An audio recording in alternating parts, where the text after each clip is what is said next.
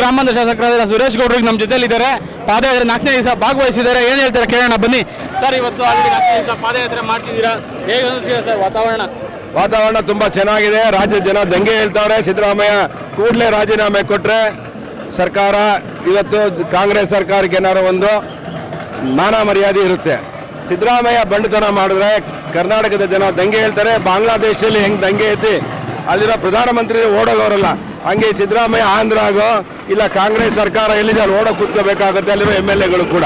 ಅದರಿಂದ ನಾನಿವತ್ತು ಹೇಳ್ತಿದ್ರೆ ಜನ ರೊಚ್ಚಿಗೆದ್ದವ್ರೆ. ₹1 ಅಭಿವೃದ್ಧಿ ಕೆಲಸ ಆಗಿಲ್ಲ.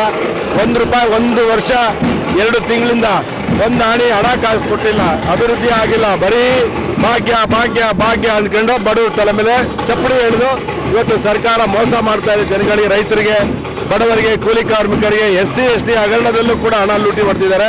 ಇಂಥ ಕೆಟ್ಟ ಸರ್ಕಾರ ನನ್ನ ರಾಜಕೀಯ ಜೀವನದಲ್ಲಿ 30 ವರ್ಷ ರಾಜಕೀಯ ಇತಿಹಾಸದಲ್ಲಿ ಇಂಥ ಕೆಟ್ಟ ಸರ್ಕಾರ ನೋಡಿರಲಿಲ್ಲ. ಅದರಿಂದ ಕೂಡಲೇ ರಾಜೀನಾಮೆ ಸಿದ್ದರಾಮಯ್ಯನಲ್ಲಿ ಕೊಡಬೇಕು.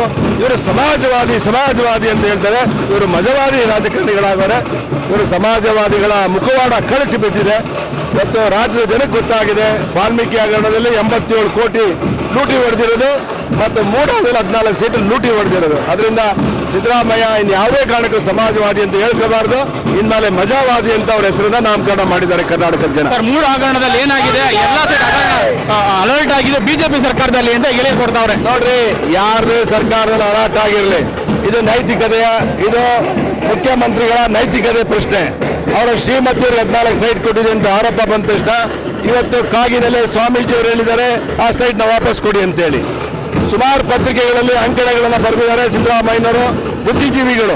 ಸಿದ್ದರಾಮಯ್ಯನವರು ಇದರಲ್ಲಿ ಸೈಟನ್ನು ವಾಪಸ್ ಕೊಡಬೇಕು ಅಂತೇಳಿ. ಇವರು ಮೊಂಡತನ ಹಿಡ್ಕೊಂಡು ನಾನೇನು ತಪ್ಪೇ ಮಾಡಿಲ್ಲ ಅಂತೇಳಿ ಜನಗಳಿಗೆ ಹೇಳ್ತಾ ಇದ್ದಾರೆ. ಅದನ್ನ ರಾಜ್ಯದ ಜನ ಇವ್ರನ್ನ ಕ್ಷಮಿಸಲ್ಲ. ಈ ಕೂಡಲೇ ಸಿದ್ದರಾಮಯ್ಯನವರು ರಾಜೀನಾಮೆ ಕೊಡಬೇಕು.